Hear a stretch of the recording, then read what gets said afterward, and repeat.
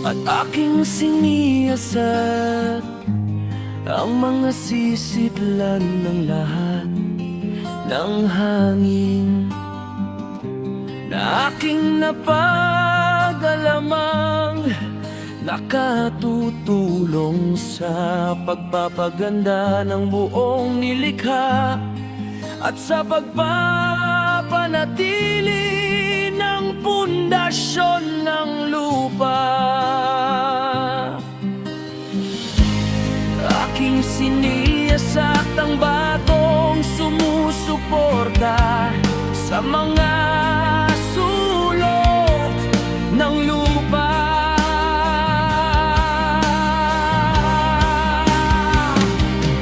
Aking namasdan ang apat na hangin na siyang pumapasan sa lupa at sa kalawakan ng langit.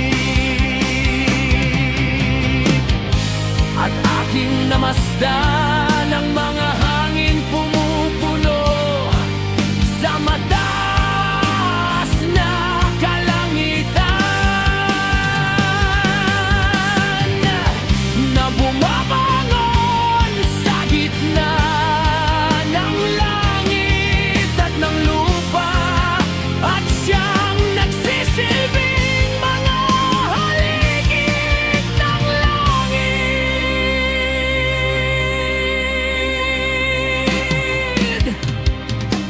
Nakita ko ang mga hangin na pumipihit sa langit, na siyang nagpapalubog sa orbe ng araw at ng lahat ng mga bituin. At sa ibabaw ng lupa ay nakita ko ang mga hangin sumasalo sa mga ulap.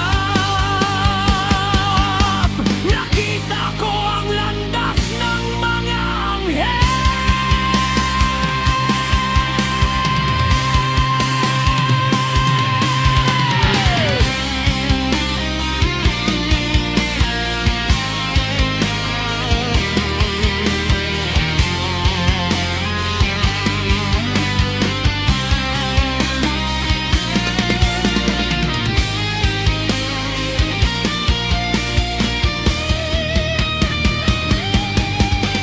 Aking napagmasdan sa dulo ng lupa ang kalawakan ng langit.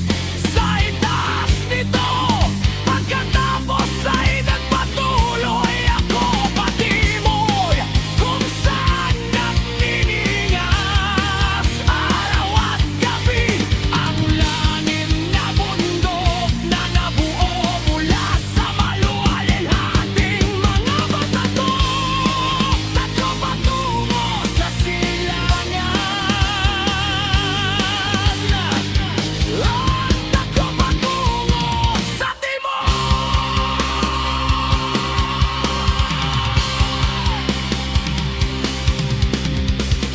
Ang mga nasa silangan ay yari sa batong may sari-saring kulay.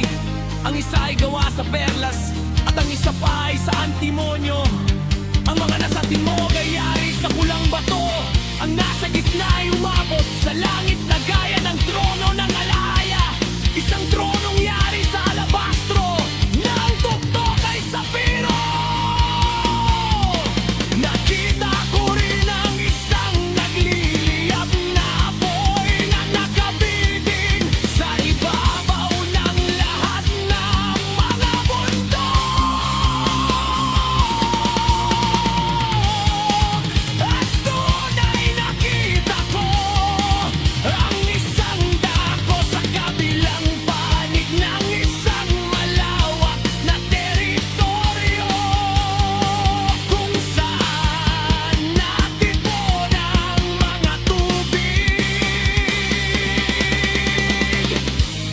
Aking namasdan din ang mga bukal sa lupa na nasa kalaliman ng maapoy na mga haligi ng langit.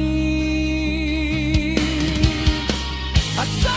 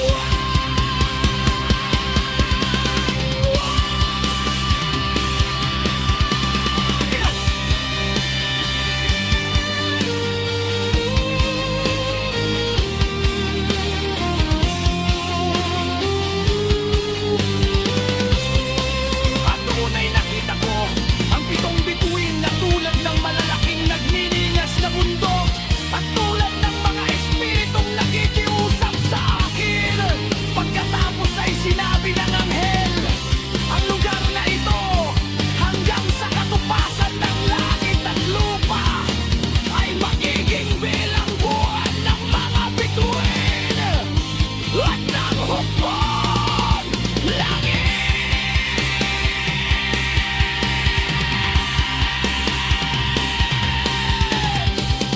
Ang mga bituing gumugulong sa apoy ay yaong mga lumabag sa utos ng alahayaba.